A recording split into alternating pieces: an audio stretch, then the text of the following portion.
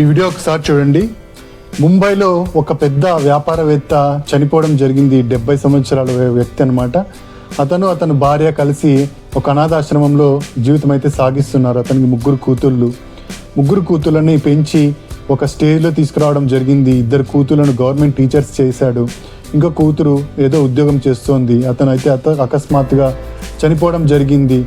ఇలా చనిపోయిన అతన్ని అంత్యక్రియలకు పాల్గొనడం కోసం కూతుళ్ళను పిలిచినట్టయితే వాళ్ళు అతనికి ఒక రేటు కట్టి 5,100 రూపాయలు అయితే చెల్లించడం జరిగింది. ఈ విధంగా మన మానవ సంబంధాలు ఆర్థిక సంబంధాలుగా మారిపోయాయి. చనిపోయినప్పటికీ మనిషిని మనము ఆర్థికంగా కౌంట్ చేసుకునే స్థితికి అయితే ఎదిగిపోయామండి. ఇది సోషల్ మీడియాలో చాలా వైరల్గా మారింది. ఈమె 5,100 రూపాయలు ఆన్లైన్లో చెల్లించి ఆయన అంత్యక్రియలను ఆన్లైన్లో చూడడం జరిగిందనమాట. మీరు ఈ వీడియో గురించి ఏమనుకుంటున్నారో ఖచ్చితంగా కామెంట్ చేసి చెప్పండి. మీకు వీడియో నచ్చినట్టయితే లైక్ చేసి షేర్ చేయండి. నా ఛానల్ ఫాలో అయ్యి సబ్స్క్రైబ్ చేసుకోండి. Thank you for watching.